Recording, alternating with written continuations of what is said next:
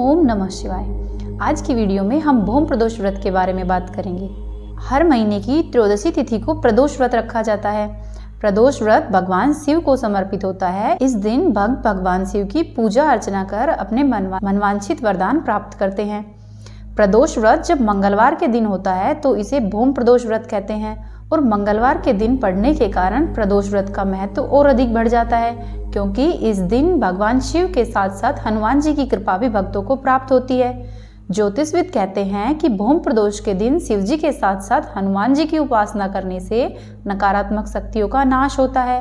साथ ही मंगल ग्रह का एक अन्य नाम भौम भी है, इसीलिए इस दिन हनुमान जी की पूजा की जाती है। कर्ज से संबंधित परेशानी दूर करने के लिए भौम प्रदोष व्रत अधिक लाभदायक सिद्ध होता है।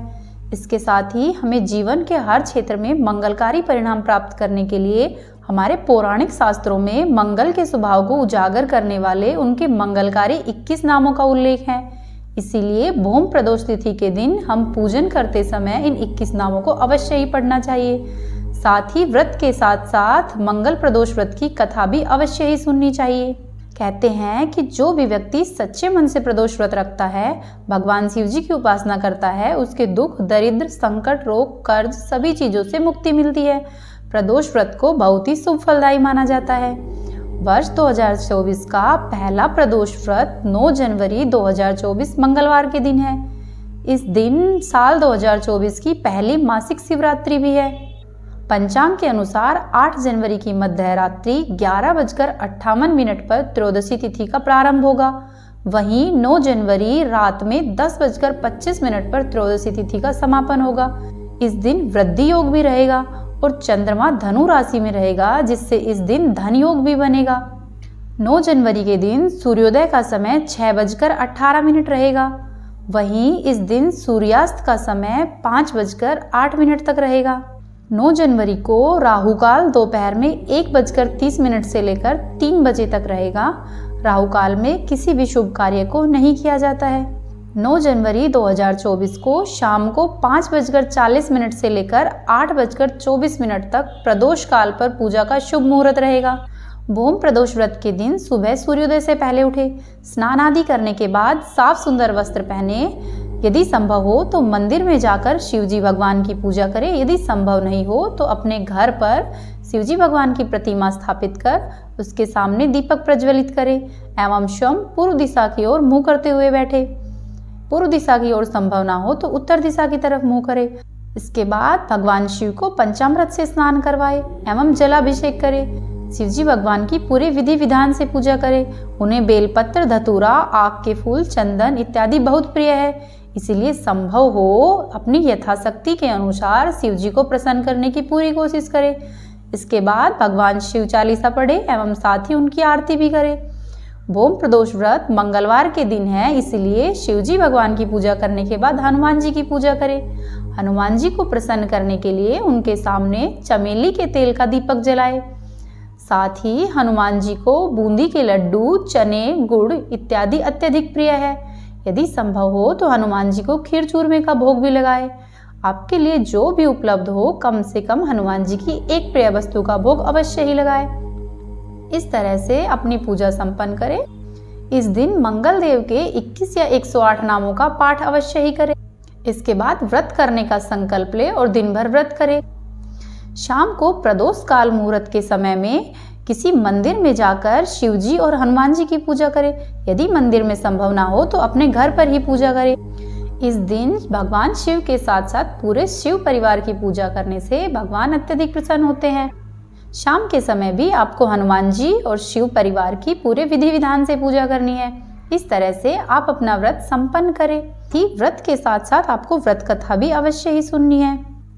आइए भौम प्रदोष व्रत कथा सुनते हैं। एक समय की बात है, एक नगर में एक वृद्धा रहती थी। उसका एक ही पुत्र था। वृद्धा की हनुमान जी पर बहुत आस्था थी। वह प्रत्येक मंगलवार को नियम पूर्वक हनुमान जी का व्रत रखती और हनुमान जी की पूजा अर्चना करती। ऐसा करते हुए वृद्धा को बहुत वर्ष बीत गए। एक बार हनुमान जी ने अपनी भक्त उस वृद्ध महिला की परीक्षा करने की सोचा। हनुमान जी एक साधु का वेश धारण करके वृद्ध महिला के घर गए। उस दिन मंगलवार का दिन था। और वहां जाकर हनुमान जी पुकारने लगे कि है कोई हनुमान भक्त जो हमारी इच्छा पूर्ण करे। जब वृद्धा के कानों में यह बात पड़ी कि बाहर कोई बुला रहा है, तब वह दौड़कर आई और उसने पूछा कि साधु महाराज क्या आज्ञा है, मैं आपके लिए क्या कर सकती हूँ। तब हनुमान जी साधु का वेश धारण किए हुए थे। वो बोले कि मैं भूखा हूँ, भोजन करूँगा, तुम थोड़ी सी जमीन लीप दो।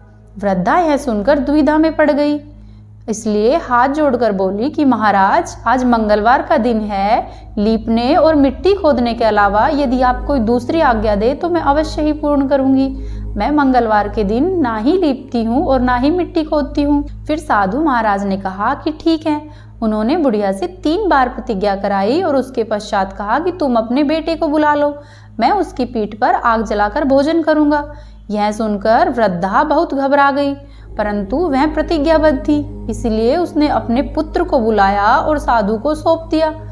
वेशधारी साधु हनुमान जी ने वृद्धा के हाथों से ही उसके पुत्र को पेट के बल लिटवाया और उसकी पीठ पर वृद्धा के हाथों से ही आग जलवाई। आग जलाकर बहुत ही दुखी मन से वृद्धा अपने घर के अंदर चली गई। इधर भोजन बनाकर जब साधु ने वृद्धा को बुलाकर कहा कि उनका भोजन बन गया है, तुम अपने पुत्र को पुकारो ताकि वह भी आकर भोजन कर ले। इस पर वृद्धा बोली कि हे महाराज, कृपया करके मुझे और दुखी ना करें, मुझे उसका नाम लेकर और कष्ट ना दे।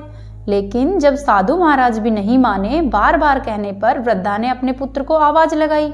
जैसे ही वृद्धा ने अपने पुत्र को आवाज लगाई, उनका पुत्र दौड़ता हुआ अपनी माँ के पास आया। तब वृद्धा अपने पुत्र को जीवित देखकर बहुत ही खुश हुई।